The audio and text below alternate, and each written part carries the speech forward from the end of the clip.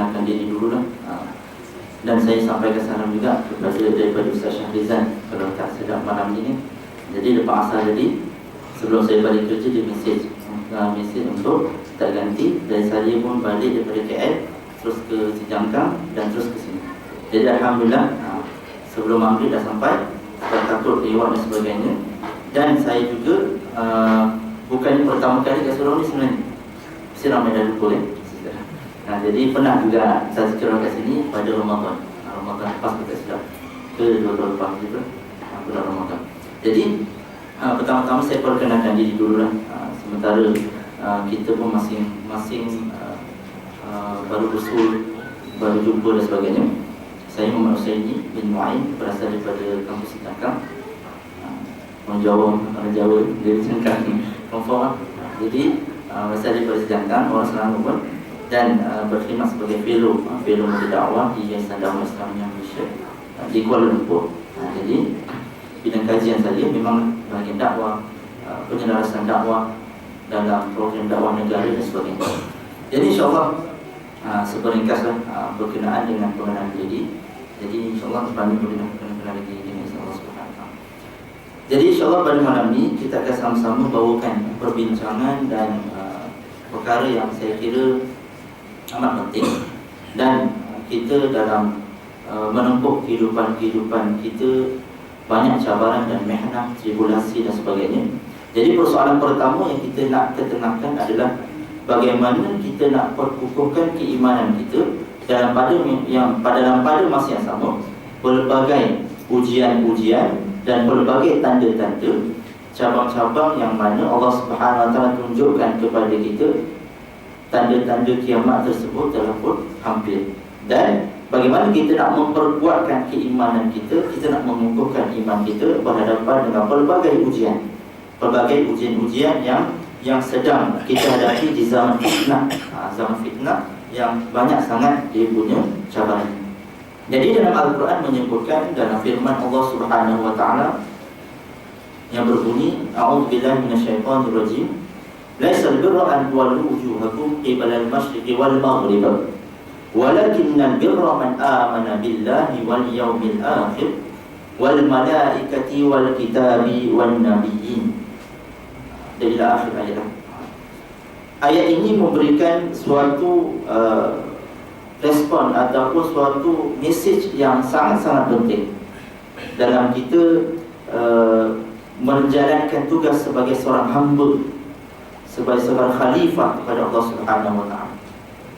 Dia cakap Allah Subhanahu Wa Taala memberikan suatu firman-Nya, terjemahannya, bukanlah perkara kebajikan itu laisal birra an tuwallu wujuhakum qibala al-masyriqi wal maghrib. Bukanlah dikatakan kebajikan tersebut apabila kamu menghadapkan muka ke arah timur dan ke arah barat. Walakinnal birra, akan tetapi kebaikan tersebut adalah yang pertama man amana billah. Yang pertama adalah keimanannya kepada Allah Subhanahu Wa Taala, wal yaumil akhir, dan hari akhirat, hari kebangkitan. Ini yang kita akan bincang nanti. Wal malaikati, dan para malaikat-malaikatnya, wal kitabi, dan kitab-kitabnya, wal nabiyyin, dan para nabi-nabinya, wa atammal ala hubbi dzil qurba wal yatama wal masakin. Semua adalah huraian-huraian pelengkap kepada konsep keimanan. Sebab bila kita cakap pasal keimanan, memang dia takkan lari sebagai seorang Muslim, sebagai seorang mukmin, maka konsep rukun iman, rukun Islam, dua perkara yang tak boleh nak dipisahkan. Saya pernah bagi tazkirah Maulidul Rasul kat sekolah agama menengah. Jadi bila saya tanya, mula-mula tanya tu je, kita tak cerita pasal ketuhanan Rasulullah banyak tu, tanya pasal rukun iman, rukun Islam, masih lagi ada di kalangan anak-anak kita, adik-adik kita yang mana rukun iman dan rukun Islam pun dia tak boleh nak bezakan. Ada yang tu kata balik pun ada, ada yang tak tersusun pun ada dan sebagainya. Maksudnya apa? Apabila kita meragui salah satu daripada rukun Islam tersebut, ataupun meragui salah satu daripada rukun iman tersebut, maka jatuhlah akidah dan kita kufurlah daripada Allah Subhanahu Wa Taala, walaupun digelar sebagai Muslim, sebagai orang yang mengenal agama Islam. Sebab itulah Bila kita lihat perkara-perkara yang mana nak memperkuatkan keimanan kita, bukan semata-mata kita lihat orang buat baik, ya, zahirnya kita nampak solat dia nampak, pergi ke masjid, pergi ke surau, ya, semua tu betul, bagus. Tetapi janganlah kamu skopkan, janganlah Allah SWT pesan, jangan kamu skopkan pecahan bila mana seseorang tersebut adalah bila mana dia membuat sebarang kebaikan, bukan semata-mata ibadah yang secara zahir kita nampak. Bahkan kebajikan tersebut adalah lebih luas lagi, ruangannya, skop dia, perbincangannya lebih banyak lagi. Bahkan kalau kita lihat ni bagaimana seseorang tersebut nak diuji keimanannya daripada 3 perkara. Sama ada daripada hati dia, sama ada daripada lisan dia, sama ada daripada tindakan ataupun anggota dia. Sebab itulah daripada lisan kita, biasa kita sebut kan, kerana mulut badan binasa lah, kerana santan, apa sekawal semua tu, mulut apa semua tu lah, peribahasa-peribahasa yang pelbagai dan sebagainya. Semua tu sekadar peribahasa. Tetapi sebenarnya hakikatnya memang benar. Kerana mulut kita, walaupun kadang-kadang kita tak ada terniat pun nak sebut, tak terniat pun nak cakap, ataupun kita sekadar nak cakap begitu je. Tapi kerana memperlekeh-lekehkan hukum Allah SWT, contoh, memperlekeh-lekehkan orang yang beramal dengan agama Islam, memperlekeh-lekehkan orang, contoh yang pakai tudung, contoh pakai tudung, apa cerita, zaman sekarang dah tak sesuai. Jadi banyak dia cakap-cakap komen-komen macam tu, sebenarnya dah mula menghakis imannya sedikit demi sedikit. Walaupun hatinya, walaupun kita kalau kadang-kadang orang yang tak puas hatinya akan tanya, kenapa nak kena solat, kenapa nak kena puasa, kenapa nak ni, kenapa nak tu, kenapa nak ni. Sebagai seorang Muslim, saya pernah berhadapan, baru-baru ni saya ceramah di kawasan bekas-bekas ahli penagih dana, bukan bekas, memang pelatih-pelatih penagih dana. Jadi dia cakap apa? Selepas habis motivasi bagi ceramah dan sebagainya, ada seorang pemuda jemput, Ustaz, saya nak tanya ni, memang dalam proses latihan kami di pusat pemulihan ni, kat Sepang, kita tahu, bila kami dalam proses latihan, memang ada banyak perkara yang telah disusun. Ibadah solatnya waktu sekian-sekian, kerja buat training latihan menjahit ke, memasak atau sebagainya, ada waktu daripada waktu ke waktu. Kena belajar fardu ain, ya betul, ada waktu-waktu dia. Tetapi dia tidak menghadirkan diri semasa sepanjang pengajian ke, sepanjang ibadah yang dibuat. Bahkan dia cakap, Ustaz, saya selalu kalau sembahyang, bukan semata-mata sembahyang Allahu Akbar, baca bismillah, al-Fatihah, rukuk dan sebagainya. Bahkan dalam hati saya sibuk mencerca dan menghina Allah Subhanahu Wa Taala. Hati tak berkenan dalam kehidupan dia. Kenapa sampai tahap macam ni? Nampak tak? Kenapa dia dalam keadaan orang lain bagus, orang lain hebat, orang lain boleh beramal dengan baik, aku kenapa sejarah hitam dalam kehidupan aku? Sampailah ni saat ni besar sekali ujian Allah Taala bagi. Jadi kadang-kadang bila dia sembahyang, dia cakap, Ustaz, dah gugur ke iman saya? Iman saya ni diterima lagi ke di sisi Allah Subhanahu Wa Taala? Kadang-kadang mulut memang siasa memperlekeh-lekeh, hati apa lagi? Kadang-kadang menghina, mencerca dan sebagainya. Satu je saya bagi tahu, tak apa. Paling tidak, apabila Allah Subhanahu Wa Taala telah tempatkan kita di tempat-tempat yang mana menyusun aktiviti-aktiviti kebaikan untuk kita, percaya dan yakin Allah SWT masih lagi sayang kepada kita, dan Allah Ta'ala nak bimbing kita untuk mencari jannah ridwan. Sebab saya pernah berjumpa dengan seorang pakcik yang pernah dah tua dah, umur 50 tahun dah masa tu. 50 tahun dia baru kahwin. Dia cakap apa? Kalau dia pergi ke dari kampung, pergi ke kenduri kawan dia, jiran dia, satu kampung, jemput pergi kenduri rumah dia. Bagaimana reaksi orang ramai? Macam mana orang ramai buat, bagaimana respon dia untuk buat hubungan dua hala dengan bekas-bekas macam ni? Dihalaunya keluar. Kau jangan sekali-kali nak ambil ataupun nak minum air kau haramkan kau dia makan. Ini bukan orang calon-calon, bukan orang biasa-biasa, orang surau, orang masjid. Maksudnya apa? Adakah semata-mata ibadah kita yang orang cakap apa memang total hebat, bagus, solat jemaah bagus dan sebagainya. Semua benda ibadah tersebut kita jaga dengan rapi, memang untuk diri kita sebagai bekalan menghadap Allah Subhanahu Wa Taala. Tetapi kita kena ingat juga, ada seseorang tersebut hablum minallah, hablum minallah wa hablum minan nas. Dua perkara itu memang tak akan ada pemisah. Kalau dia dengan hubungan dengan Allah Subhanahu Wa Taala betul-betul terjaga, baik akhlaknya, baik ibadahnya, nescaya secara tidak langsung hubungannya dengan manusia akan berjalan dengan baik. Kalau dalam orang cakap lah senang cerita isu macam-macam kalau kita dah orang cakap pergi ke surau bagi baik orang sebagainya, banyak buat sedekah, banyak buat benda baik, tapi masih lagi ada mulut-mulut tak puas hati, orang komplain kita, orang bercakap macam-macam, kena cek dulu sama ada memang niat kita betul-betul baik ataupun dah lari daripada yang sepatutnya. Jadi itu Allah SWT nak tunjukkan walaupun orang ni baik, tetapi dia tidak mempamerkan respon yang baik sampai dah suatu ketika saat kematian dia. Bila dia meninggal dunia, anak-anak outstation jauh, yang datang ke rumah dia 4 bilan je. Waktu tu juga orang pertama siapa di kalangan yang datang ke rumah dia ni, orang yang dia cina, dia cerca tadi tu, yang sama-sama turut sama buat mandikan jenazah, dan dia hampir menangis. Aku tak sanggup ni, sebab semasa hidup dia paling benci aku. Peristiwa hitam aku, hidup aku dijajah dari mulut ke mulut, nampak aku dipandang hina dan sebagainya. Isterinya menangis. Sebab pun dia tak pernah sangka orang yang selalu suaminya hina, cerca dan sebagainya, rupa-rupanya mendapat pengiktirafan sampai dia yang bantu pengurusan jenazah si mati tadi.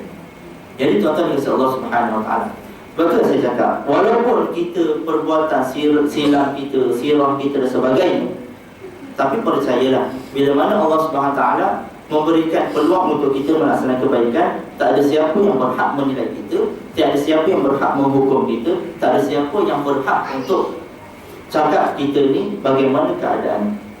Sirah banyak ni para anbiya, para ulama terdahulu hebat ibadah berpuluh-puluh tahun, beratus tahun, tapi di akhirnya bukannya kalimah la ilaha illallah. Berapa ramai kisah-kisah Nabi SAW sebutkan orang yang mana di kalangan orang-orang yang bukan jalan-jalan maksiat ke, benda-benda dan sebagainya, memang itu hebat dia punya perbuatan aktiviti je, tapi diakhiri dengan kalimah la ilaha illallah. Semua senang mati kan, ada kan orang yang semua senang mati kena nak cari kebaikan. Bila dia berjalan, malaikat bila dia mati dalam perjalanan nak pergi ke arah tempat kebaikan, malaikat bersisir pendapat ni rupanya satu jengkal saja tempat dia untuk menuju ke tempat syekh yang dia nak pergi menuju untuk bertaubat. Jadi para malaikat cakap, Allah SWT cakap apa? Masukkan ke dalam syurga dengan sebab apa? Ada lagi masih peluang dia untuk bertaubat. Jadi banyak perkara sebenarnya, hatta kisah bagaimana seorang pelacur yang bertaubat dan perjalanan balik, diangkat dia punya kasut dia, diambil air dan diberikan kepada anjing yang minum. Bagaimana Imam Ghazali, bila mana dia bermimpi Allah SWT sampaikan kepadanya hasil penulisan kau, makalah kau, ceramah kau, hebat semua tu sumbangan kau kepada agama. Satu yang mendapat perhatian di sisi Allah Subhanahu Wa Taala sehingga rahmat terbuka kepada Imam Ghazali. Bila mana semasa sedang menulis, dia membiarkan seekor malaikat tadi, seekor daripada lalat tadi itu menghinggapi pena dia, dan dia waktu itu biarkan untuk dia untuk biarkan si lalat tadi itu menghinggapi di atas pena dia. Mungkin kerana kebaikan itu je. Bukan kita nak cakap kebaikan besar tu tak dikira, tak. Tetapi sebenarnya jangan pandang, jangan remehkan kebaikan yang kecil. Kat masjid ni nampak tiba lampu tandas terbuka, oh matikan. Kerana apa? Takut pembaziran. Nampak kat surau ni banyak tanggungjawab. Kita boleh tahu surau ni ada banyak kadang-kadang sampah sikit ke, tai cicak sikit ke dan sebagainya. Sebenarnya banyak benda-benda kebaikan yang Allah SWT telah bukakan, dan itulah sebenarnya yang mana memberikan peluang-peluang kita untuk berbuat kebaikan. Jadi Allah SWT menyampaikan dalam surah ini, menyebutkan surah Ali Imran menyatakan apa? Bukanlah kebaikan secara total kebajikan tersebut kamu memandang orang tersebut menyembah ataupun beribadah dari timur ke barat dan sebagainya, tetapi kebajikan tersebut mencakupi bila mana dia beriman kepada Allah, para malaikatnya, hari akhirat, dan kitab, wan nabiyyin, para anbiya, dan menginfakkan harta jalan Allah Subhanahu Wa Taala. Jadi sebab tu Syekh Qutb pernah menyatakan apa? Apabila aku pergi ke mana? Pergi ke timur, pergi ke barat, aku melihat siapa? Islam tanpa Muslim. Tapi bila mana aku pergi ke timur, aku melihat Muslim tanpa Islam. Maksudnya apa? Pernah dengar tak dia punya perbincangan ni? Tak pernah dengar? Bila mana aku pergi ke barat, aku melihat Islam tanpa Muslim. Muslim ni apa? Muslim adalah orang yang menganut agama Islam. Islam itu adalah sebagai satu pegangan. ajaran. Kita punya ni lah pegangan. Ajaran Islam cakap macam ni, ajaran Islam suruh macam ni, ajaran Islam suruh buat perkara ni, ajaran Islam menegah kita daripada melakukan kemungkaran sekian-sekian. Tapi bila mana aku melihat ke arah timur, aku melihat Muslim tanpa Islam. Maksudnya apa? Banyak sebenarnya nilai-nilai moral kebaikan kalau pergi ke arah barat ke mana-mana tempat bukan negara Islam, nampak cerminan pelaksanaan urusan kehidupan beragama macam Islam ajarkan, mereka dah amalkan. Erti jaga masa. Sebab tu kalau saya ada kawan dekat Jepun, dia cakap kalau kat Jepun tu memang dahsyat. Lepas makan di depan tu ada berus gigi, kena gosok sugi terus. Dekat apa, kawasan dia bersih. Budak-budak sebelum kelas dah diajar untuk buat latihan kemas kawasan sekolah betul-betul. Dekat sana apa lagi? Nampak orang ramai bekerja-kerja setiap masa, pagi ke petang ke, sebab tu cukup menjaga waktu untuk sampai timing ni ke tempat kerja. Sebab tu dia tanya kepada kawan saya, dia cakap, kenapa kau sibuk? Waktu kau daripada satu hari untuk Allah Ta'ala kurniakan, bila kita pergi belajar dan sebagainya, kenapa kau spend masa, ambil masa sedikit 5 ke 10 minit untuk kau beribadah? Maksudnya sembahyang lah, solat. Asal kenapa kau ni tak buang masa tu? Dia soalan dia tu, apa kita nak jawab? Buang masa. Takkan jawab macam tu. Sebagai seorang hamba Allah SWT itu menjadikan taklifan, tanggungjawab, amanah, kewajipan kita. Pada pandangan dia, sebab apa? Dalam 5 minit tu dia boleh buat banyak benda lagi bermanfaat. Tapi dia seolah-olah nampak macam kita ni buang masa lah, apa nak sembahyang dulu sebagainya. Nak ceritanya bagaimana mereka menjaga ketepatan waktu. Sebab tu dalam Islam juga bila cakap pasal berkenaan dengan solat, daripada pukul 1.30 tu, Zuhur 1.30. Bila mana kita solat 1.29 ataupun seminit, 5 minit sebelum waktu zuhur masuk azan, diterima tak solat kita? Tak diterima. Nampak tak? Buka ke apa dan sebagainya. Perempuan haid contoh, 5 minit sebelum berbuka puasa tiba-tiba keluar ada rahim dia, terima tak puasa dia? Tak diterima sepanjang hari itu. Maksudnya apa? Islam memang jaga ketepatan waktu untuk kita pelihara betul-betul. Jadi benda ni yang mana semakin terhakis di kalangan umat Islam. Sebab itulah kalau kita tengoklah mana-mana mesyuarat ke, pergilah mana-mana tempat program sekolah ke, jemputan mana-mana, kalau janji pukul 9, saya nak tanya, pukul 9 tu confirm dah mula ke? Takkan mula. Ini nak punya janji Melayu.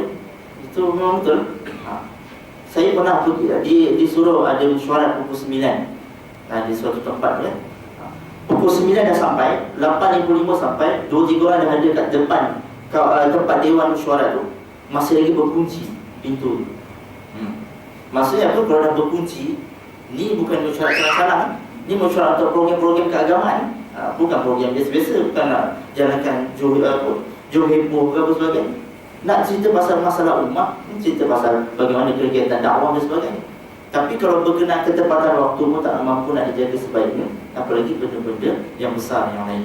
Jadi cukup penting orang yang dapat menjaga kehebatan waktu solatnya, maka secara tidak langsung disiplin yang lain dia akan terjaga. Jadi kita nak lihat seseorang memang daripada solat dia.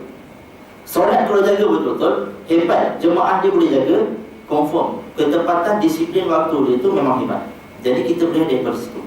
Sebab tu Allah Subhanahu Wa Taala menyatakan sambungan di sini. Dia cakap tu, apabila kamu melihat kebaikan tersebut, lebih luas dia punya keadaan, dan hadis Rasulullah SAW juga menyebutkan apa yang dikatakan keimanan seseorang tersebut. Ini biasa kita dengar hadis berkenaan dengan persoalan baginda SAW berkenaan mal iman, mal Islam, mal ihsan, masa'. 4 persoalan yang ditanya oleh malaikat Jibril kepada baginda SAW. Jadi persoalan ni kita semua sedia maklum lah. Bila malaikat Jibril dalam keadaan rupa bentuknya menjelma sebagai seorang manusia lelaki yang cukup rupawan dan sebagainya, datang dalam majlis Rasulullah, duduk depan Rasulullah, bertemu lutut dengan Rasulullah SAW, dan waktu ditanya 4 perkara.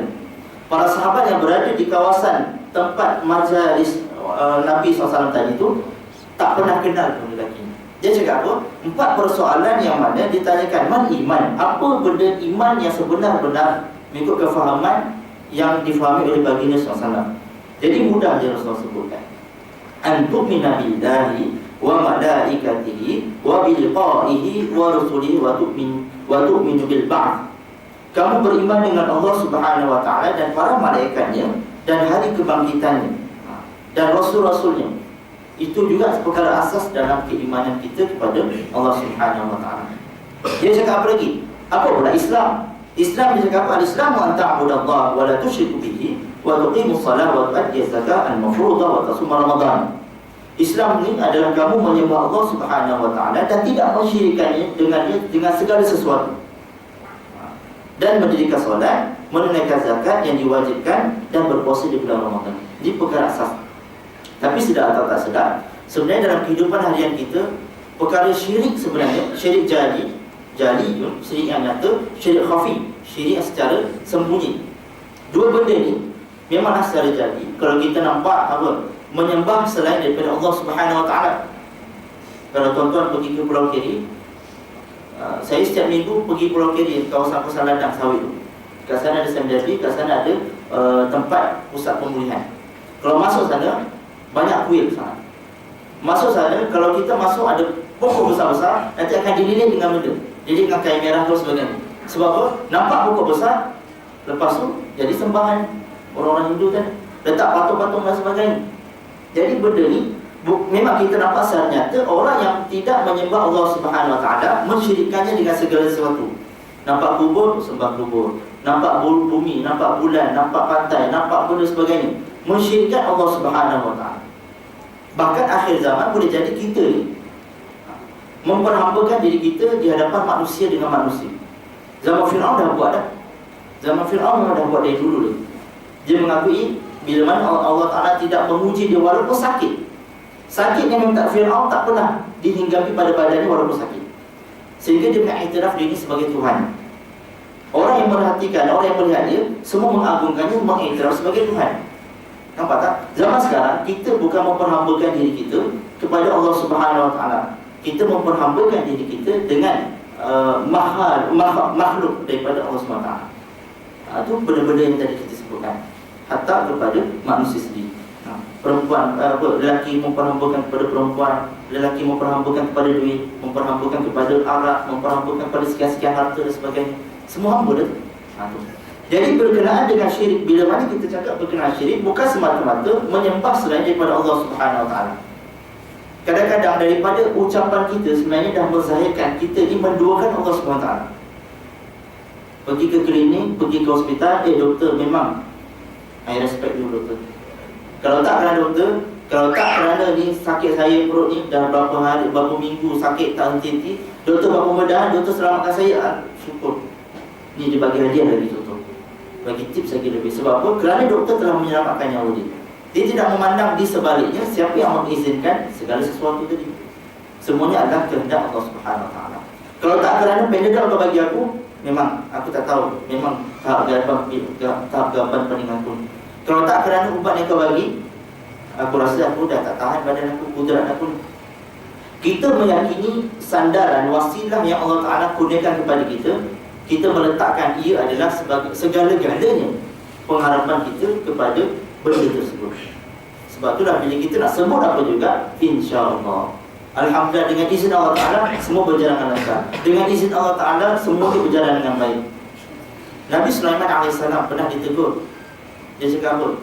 Malam ni aku mampu akan bergilir dengan semua isteri aku, dan aku yakin aku mampu akan melahirkan, aku mampu memberikan mereka semua tu zuriat-zuriat aku. Zuriat maksudnya satu malam. Dalam satu malam Nabi Sulaiman cakap apa? Aku yakin malam ni aku mampu memberikan mereka isteri aku ni zuriat. Nabi Sulaiman bukan isteri satu dua. Kemudian diceritakan apa? Malaikat cakap, wahai Sulaiman, sebutlah insya-Allah. Sebutlah dengan izin Allah SWT. Segala-galanya dengan izin Allah. Kau takkan mampu buat apa melainkan dengan izin Allah. Walaupun kudrat kau, kehebatan kau, tenaga kau luar biasa dan sebagainya.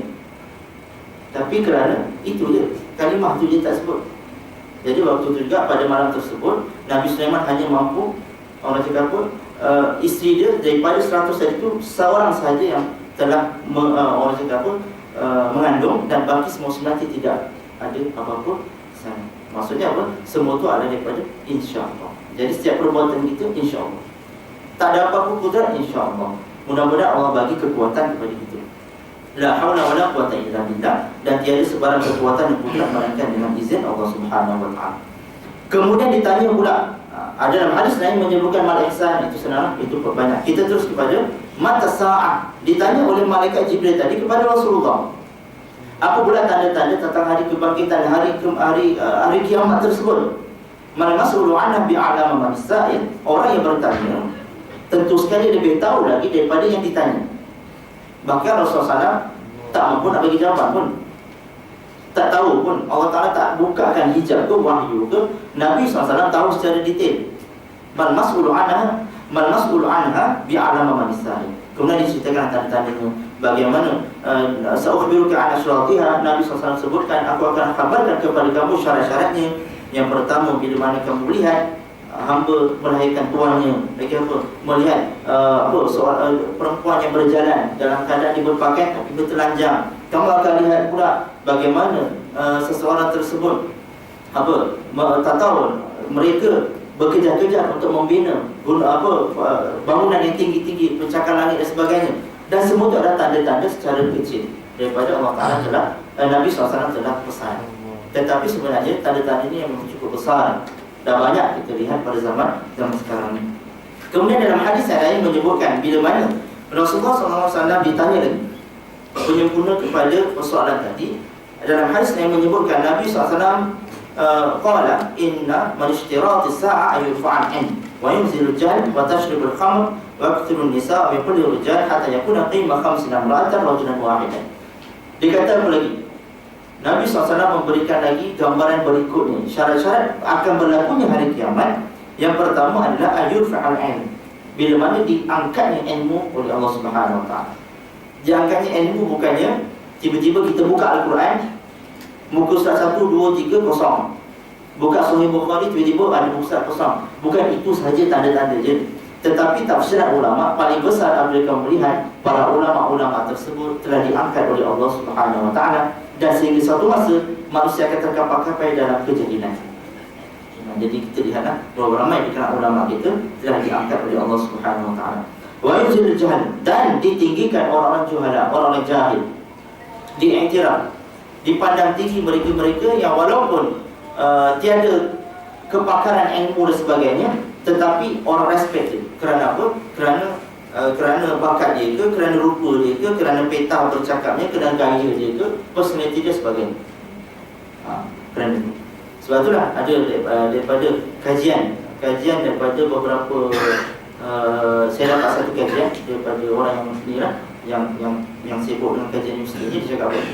Bila dia buat kajian bagaimana penerimaan masyarakat di Malaysia berkenaan bila mana dia mendengar ceramah ke, program agama ke dan sebagainya. Apa respon-respon di antara masyarakat kita ni? Kajian ni cukup menarik cantik. Jadi solutionnya dia boleh dapatkan di antara masyarakat kita. Masyarakat Malaysia ni pertama, dia ni lebih suka mendengar daripada membaca. Betul tak? Lebih suka mendengar dia daripada baca. Buka buku, tak payah. Buka buku, baru buka sekejapnya buku yang tengok dia balik. Dia pun tak tengok buku dah. Jadi rupanya dia punya respon tadi itu memang hampir tepat. Daripada 100%, lebih kurang 20% saja di kalangan Indonesia sebenarnya bila dia mendengar suatu perkara, mendengar ceramah ke, mendengar input agama ke, apa-apa, sebenarnya lebih kurang 20% saja memikirkan apa konten utama untuk dibincangkan. Faham tak sini? Maksudnya lebih kurang 20% saja. Sebab itulah kadang-kadang bila nanti tanya balik rumah, anak-anak tanya, "Pak, tadi Kak suruh belajar apa ya?" Ingat tu je, 2-3 je. Lagi kalau ustaz yang lawak tu tak tahulah. Lawak juga ustaz tu, sedap dengar. Itu yang dia dengar, lawak tu je dah dengar. Tapi yang lain tu tak dengar. 20% je kita sebenarnya memikirkan apa konten yang sebenarnya nak didengar. Dan lebih kurang 80% kajian membuktikan sebenarnya di kalangan kita akan memikirkan siapa yang bercakap, orangnya macam mana, personality dia macam mana, credibility macam mana. Semua tu berkaitan. Sebab itulah berarti hadis yang berhijrah, perempuan yang baru pakai tudung, sekejap je naik mana? Kata bentar senang sekejap. Banyak program-program kalau jemput artis ni semua. Memanglah kita cakap tak salah pun, tak ada masalah. Itu masing-masing punya rezeki ke, hak dan sebagainya. Tapi dari sudut penerimaan. Bagaimana kadang-kadang hanya celoteh-celoteh pun. Tapi sebenarnya pengiktirafan paling utama adalah mereka-mereka yang berpengaruh dari sudut ilmu dan ada akhlak dan sebagainya. Itu yang kurang dititik beratkan. Kalau saya belajar di Mesir ni macam mana? Mereka ni utamakan mereka-mereka yang ada kepakaran ilmu. Memang dipandang tinggi. Dia tak ada cerita-cerita pasal lawak ni. Saya ada jarang dengar guru ceramah Mesir lawak gila-gila. Kalau nak lawak sangat, pergi dengan Raja Lawak. Itu dia cakap. Contoh macam itulah. Maksudnya apa? Dia memandang tinggi betul-betul bagaimana sanad dia belajar, dengan siapa guru-guru dia, masyayikh dia, bagaimana penulisan dia, bagaimana makalah dia, bagaimana dia punya jurnal-jurnal yang telah dihasilkan, karangan-karangan sumbangan kepada Islam dan sebagainya. Itu yang diutamakan, barulah diterima secara total oleh masyarakat. Itu. Dan paling dan ada juga tafsiran ulama wa yuzil jahmi apa? Mereka-mereka yang mana bila mana orang-orang alim, ulama-ulama, orang-orang alim telah dicabut nyawanya oleh Allah Subhanahu Wa Taala, maka masyarakat akan menanti di kalangan mereka, di kalangan orang-orang jahil sebagai ketua, sebagai penghulu, sebagai ketua, pentadbir dan sebagainya. Mereka-mereka yang tiada autoriti tapi dilantik dengan sebab tertentu. Jadi akan bertambah pincanglah masyarakat. Itu penting. Kemudian watas ribul khamr. Syarat yang ketiga adalah bila kamu melihat watas ribul khamr, peminum arak. Sekarang tuan-tuan kalau dapat arak ni bukan susah Tata kawasan Sri Andalas pun ada senang. Betul tak? Kedai-kedai runcit, kedai-kedai besar-besar yang besar semua banyak. Dan sekarang ni kalau nak lihat, arak ni bukan dipacking dalam botol yang macam-macam arak betul. Kadang-kadang dia buat dalam bentuk tin pun. Dan didampak dalam tin tersebut bukan semata-mata dia tulis ini arak yang tidak dibenarkan oleh muslim dan sebagainya. Kadang-kadang ada pameran buah anggur dia dan sebagainya. Dan kadang-kadang kita sampai tak boleh nak bezakan. Sebab tu ada 7 golongan. Mereka-mereka yang terlibat sama ada secara langsung atau tidak langsung dengan kegiatan arak ni, maka mereka-mereka ni orang-orang yang mana diancam oleh Rasulullah sebagai penghuni ahli neraka. Berapa ramai kalau kita pergi saya biasa kadang-kadang pergi outstation ke pergi mana, tengok kat hotel-hotel baru-baru ni ada di mana. Dekat hotel tu bukannya orang sembarangan perempuan muda lah, perempuan Melayu confirm. Saya kenal orang Melayu, kita Melayu kan, yang bawa arak tu. Siapa yang tukang ambil pesanan, siapa yang tukang cashier dia, siapa yang tukang ni, siapa yang tukang bagi tips dan sebagainya. Semua ni adalah mereka-mereka yang dilarang keras oleh dalam Islam. Perbuatan yang haram lagi keji. Tak ada inisiatif lain tu, kerja lain tu, tipulah kalau tak ada kerja lain, melainkan kalau dah terlampau dorok besar-besar sangat. Tapi sebenarnya banyak lagi benda-benda lain yang kita boleh buat. Watashribul khamr. Dan kita kena ingat, jangan memandang perbuatan pembuat orang yang minum arak ni secara teratur memang dia salah. Kadang-kadang dia memang tak tahu pun arak tu haram. Betul tak? Kadang-kadang orang Islam sendiri kerana kejahilan dia, kerana tak ada ilmu, dia pun tak tahu arak yang dia minum itu sebenarnya haram. Islam tak benarkan. Nampak tak? Sebab tu dari zaman Rasulullah, bila Nabi SAW buat dalam satu majlis ilmu dan sebagainya, ada seorang sahabat dipanggil oleh Rasulullah. Sahabat ni jumpa dengan Rasulullah. Kali pertama, Nabi pesan balik benda yang sama. Kali kedua, kali ketiga, banyak kali. Sehingga kan sahabat-sahabat yang lain, dia akan cakap apa? Tak habis-habis. Tak orang cakap apa, tak makan sambal langsung. Nabi dah tegur banyak kali pun, tapi arak tu tetap juga tak boleh ditinggalkan. Islam, tapi tak boleh ditinggalkan. Mudah-mudahan Allah kutuklah, celakalah orang ni. Susah betul nak faham. Orang cakap kau hajar betul lah, contoh bahasa kita kan. Jadi Nabi SAW sebutkan, sahabat-sahabatku, jangan kau melihat, jangan kau menengking, mencerca kepada sipulan-sipulan ni. Sebenarnya aku yakin lagi, aku masih lagi tahu dalam hati dia masih lagi ada cintanya kepada Allah dan Rasul. Maksudnya apa tuan-tuan? Boleh jadi orang yang buat maksiat, kemungkaran ni, dia kadang-kadang usaha nak berubah, usaha nak ke arah kebaikan, tapi tenaga kekuatan dia tak ada. Saya pernah jumpa dengan seorang mu'alaf ni. Dia cakap apa? Kalau satu hari ni kadang-kadang 300 tu boleh habis untuk arak. Berbotol-botol arak dia boleh habiskan. Di tangan dia memang biasanya dengan botol arak. Kalau dia tak minum arak, isteri cakap apa? Waktu dia tidur dia tak minum arak. Maksudnya apa? Senang nak tinggalkan. Kalau dah ketagih susah. Dan arak pun kalau kita lihat, bukan semata-mata perahan anggur yang mana telah dihasilkan, dibotolkan dan di-packing dan itu untuk kita minum dah boleh mabuk, itu arak. Kadang-kadang arak tu sendiri kalau minum tak mabuk pun kadang-kadang boleh jadi. Itulah kalau arak yang beribu-ribu, contoh lepas meeting mesyuarat semua kan, tiba-tiba dihidangkan arak, minum seteguk ke 2-3 teguk, tak ada mabuk. Tapi tetap juga jenama dia ataupun dia punya penghasilannya arak, walaupun tidak mabuk kan tetap haram juga.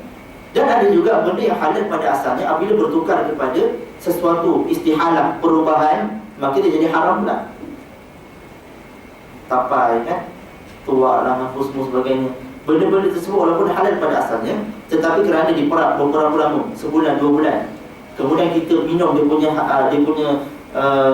hasil dia, ataupun cepisan-cepisan air dia dan sebagainya, mabuk, kita punya ni hilang, orang cakap apa, pengsan ke, hilang akal dan sebagainya, itu juga jadi benda haram. Atas syirkul kham. Jadi sebenarnya benda ni dah terlalu mudah untuk didapati. Saya baru-baru ni balik daripada Indonesia. Driver saya tu, yang bawa tu, dia cakap apa? Pagi tu dia, baru minggu lepas, dia cakap apa? Adik dia, malam tadi, adik dia pagi-pagi subuh baru balik dalam keadaan mabuk. Saya tanya dia, macam mana boleh berlaku macam tu? Bukan peratusan ni Muslim semua ke? Tak, di sana memang cukup mudah aku dapat seperti itu. Jadi mabuk, dalam keadaan mabuk, kemudian nak dapati arak ni memang bukannya cara yang susah dan sebagainya. Jadi kita kat sini memang lagilah kadang-kadang lagi mudah. Budak-budak kita kadang-kadang pernah minum pun, cumanya kita kadang-kadang tak sedar. Sebab itulah bila kita tengok pergaulan-pergaulan di luar sana, tanda-tanda kekecilan hari kiamat di sebenarnya dah terlalu jelas, cukup banyak. Kemudian yang kelima, dia cakap waqthurun nisa wa yuqidul rijal, dan banyaknya perempuan dan sedikitnya bilangan lelaki, sehingga kan sampai satu masa hatta yakuna qiyam 50 imra'atan, sehingga akan berlaku satu masa nanti nilainya 50 orang perempuan disebabnya dengan seorang lelaki. Nampak tak? Ni kalau kat surau ni perempuan dan lelaki balance ni. Perempuan ramai juga ni. Lelaki mana semua? Balik kerja lagi belum. Tapi kalau ikut peratusan JPN, perempuan dan lelaki kat Malaysia ni masih lagi balance. Beza sikit je, tak lagi jauh. Tapi kalau dunia ialah perempuan memang lebih ramai lagi. Kalau tuan-tuan pergi ke UC ke UIA, saya pernah ajar sana, memang student tu memang ramainya adalah perempuan. Kelas saya pegang tu 5 orang lelaki, 20 lebih perempuan. Dia bukan 1-2 kelas, kebanyakan kelas. Mana lakinya? Masjid, surau. Jangan cakap Ustaz nanti seuzah betul. Dan jadi doa tu makbul nanti. Tengok rupanya betul lah contoh. Tapi memang banyak sangat. Ingat soal latihan sebagainya. Era polis saya akan pergi ke penjara Gajang. Tengok sendiri, saya dapat jemputan kat sana pagi untuk bagi motivasi kepada orang-orang yang buat masalah ni. Kalau dulu saya pergi CCPC, orang pernah didadah. Dan ni banyak macam aktiviti. Saya dilaporkan juga dekat situ ada Nabi terakhir tu. Nabi terakhir pula siapa yang mengaku? Kahal kan? Ada kat bilik khas dekat Kajang. Termin pula nak datang jumpa dia. Tapi memang dia satu bilik kurungan khas lah. Dia tak boleh campur orang lain. Sebab takutlah habis satu tu nanti tidak ayah dia jadi ikut dia macam-macam. Jadi nisbah ni boleh jadi akan berlaku. Sehingga di penghujung waktu nanti akan berlaku nisbahnya 50 orang perempuan disebabnya satu. Nampak tu keadaannya. Itu adalah berkenaan dengan tanda-tanda kecil berkaitan dengan hari kiamat. Jadi ini juga yang mana sekarang ni kalau kita lihat, sebab itulah bila kita membincangkan berkenaan bagaimana kita nak perkasakan atau perkuatkan iman itu, senang je. Sebenarnya banyak perkara yang mana timbulnya segala fitnah, bencana, segala ujian-ujian Allah Ta'ala bagi satu persatu dalam diri kita. Sebenarnya asbabnya apa? Punca pertamanya kerana sudah tidak ada iman ataupun dah tak ada malu dalam diri kita.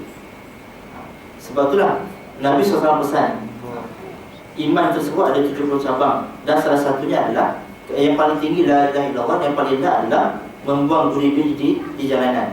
Dan ada lagi hadis yang lain, iman tu ada 60 cabang. Salah satu ada al-haya. Kerana tak ada perasaan malu lah, masyarakat terdedah kepada fitnah, terdedah kepada bencana, terdedah kepada macam-macam kemungkaran. Kerana tak ada perasaan malu lah, perempuan berdiri di hadapan khalayak dengan K-pop tu, jalan atas pentas tu, waktu tu tertanggal perasaan malu daripada diri dia. Kerana tak ada perasaan malu lah, lelaki-lelaki akan melangkah kakinya di tempat-tempat maksiat dan sebagainya. Kerana apa? Dah tertanggal perasaan malunya di hadapan Allah Subhanahu Wa Taala. Jadi itu kita dengar. Okay, sebelum kita pergi lagi, ada beberapa soalan. Ada nak tanya apa-apa? Biasa tak tanya soalan? Tak biasa? Saya tanya soalan tiga. Ada nak tanya apa-apa? Dah azan. Azan dulu ke? Teruskan. Okey, tuan-tuan dikasihi Allah Subhanahu Wa Taala, itu adalah berkenaan dengan beberapa perkara. Dan kita boleh simpulkan, apabila kita melihat sesuatu kemungkaran ataupun kemaksiatan, maka janganlah lihat, maka janganlah kita benci dan kita rasa jijik dengan orang yang melakukan secara 100%. Tetapi mereka-mereka ini sebenarnya ada lagi peluang dan ruang untuk kita ajak dia kepada kebaikan. Sebab itulah Imam Syarawi apabila dia mengajak beberapa anak muda untuk pergi bersama berdakwah, mana tempat yang dibawa? Mana tempat yang dibawa? Pusat-pusat disko. Nampak? Maksudnya kerja-kerja ulama Imam Syarawi bukan senang. Ulama besar Mesir. Dia cakap, dia tengok anak-anak muda keluar daripada park, nak masuk beratur sana sini, ada yang keluar mabuk dan sebagainya, bersama dengan perempuan dalam ni. Inilah berpeluk-pelukan lelaki dan perempuan dan sebagainya. Dia tanya kepada anak-anak muda ni, anak muda cakap, sekarang ni aku bawa kau ke tempat yang realitinya maksiat secara berleluasa. Memang kalau nak ajak orang kebaikan kat masjid je, bukan masjid je orang dapat. Kat masjid semua orang dah baik. Biasanya walaupun kat masjid pun ada pecah, tabung pecah juga kan, pecah amanah pun banyak dan sebagainya. Tapi biasanya orang pergi masjid memang niatnya, hatinya memang orang cakap nakkan kebaikan. Itu mudah. Tapi kat luar-luar bermasalah.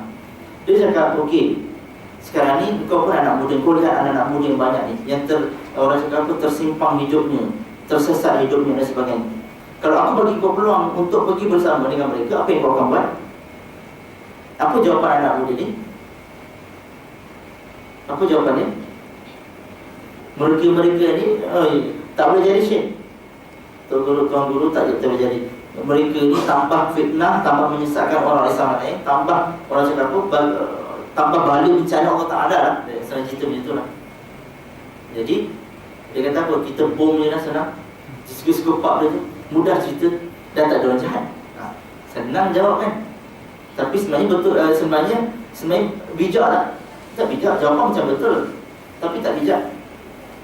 Dia tanya lagi, okey, kalau betul lah itu tindakan kamu semua sebagai anak muda, kalau mereka dalam keadaan maksiat, dalam keadaan kemungkaran, terdedah dengan benda-benda macam ni, bila kalau kau bom ke, kau apa, cakap macam-macam belakang dia, mana tempat dia di akhir dia? Mana tempat dia? Tanpa bertaubat, neraka lah tempat dia, neraka. Siapa sebenarnya yang mana sentiasa mengajak anak Adam untuk ke tempat neraka tadi tu? Syaitan. Siapa orang yang sentiasa menggoda manusia, yang mengajak manusia dan bersumpah di hadapan Allah Ta'ala untuk meletakkan anak Adam ni dalam neraka? Syaitan. Dan sekarang ni kau nak buat kerja macam syaitan buat ke? Maksudnya kalau kau buat, kau dah ajak dia sama-sama untuk umban ke dalam neraka, seolah-olah kau berteman dengan syaitan, buat kerja sama dengan syaitan. Jadi tugasnya bukan itu penyelesaian masalah. Jadi itu adalah benda-benda yang kita kena ingat. Apabila kita melihat sebarang kemungkaran ke, kemaksiatan dan sebagainya, jangan terus pandang jijik, pandang hina kepada si pembuat ni, tetapi pandang hina lah, rasa tak berkenanlah hati kita pada perbuatan-perbuatan yang sedang berada di hadapan mata kita. Sebab itulah dalam Islam menyebut paling pertama adalah kita tegur. Ada kuasa kan? Sebagai mak bapak ada kuasa tegur anak dia. Sekarang yang berlaku, sebab itulah dia kata pasal asyratis sa'at tadi tu, seorang hamba melahirkan tuannya. Macam tu keadaan zaman sekarang banyak. Mak ayah kadang-kadang tak mampu nak tegur anaknya kerana apa? Takut anaknya kecil hati. Betul tak? Anak ni setiap bulan, hujung bulan akan masuk transfer duit dekat akaun. Anak ni hujung bulan bagi baju apa lagi, bagi itu, bagi ni. Mak ayahnya melihat kemungkinan di depan mata, dia tak sanggup nak tidur, tak betul anak berkecil hati.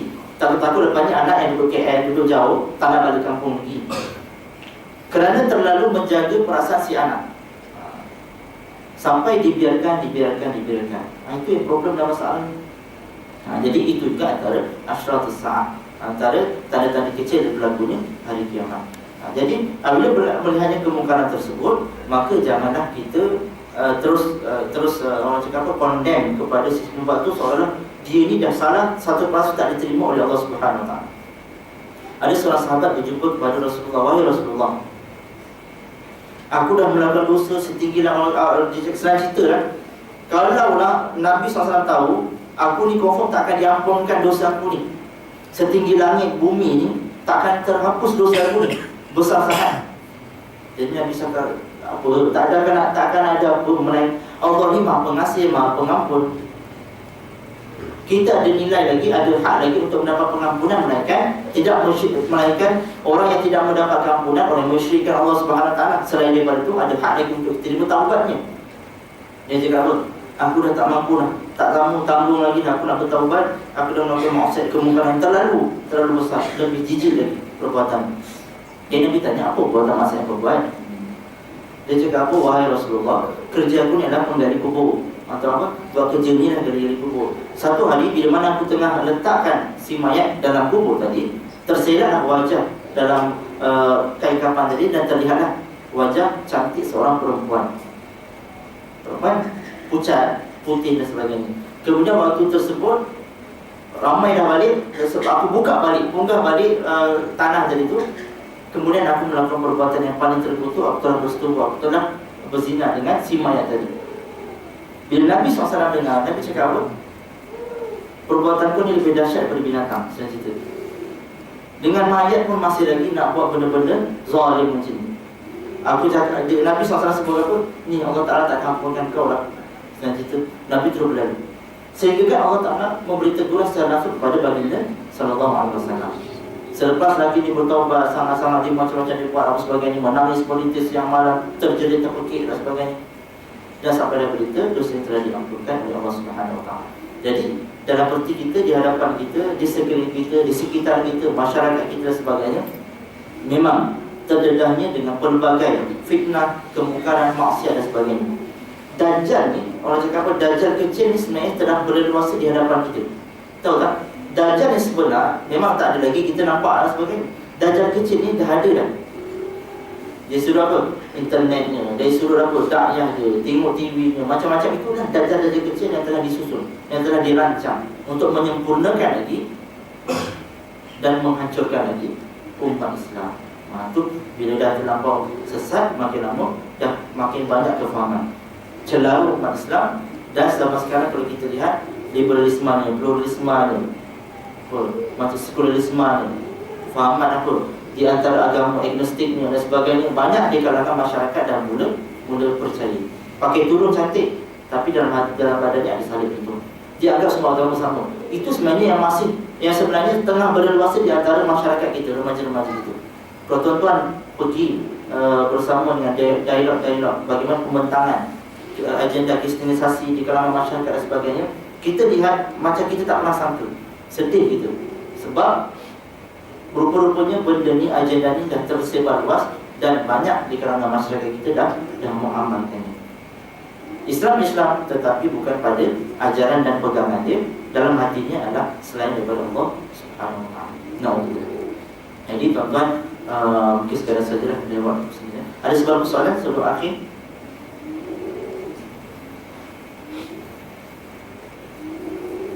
Tak ada nak tanya apa-apa?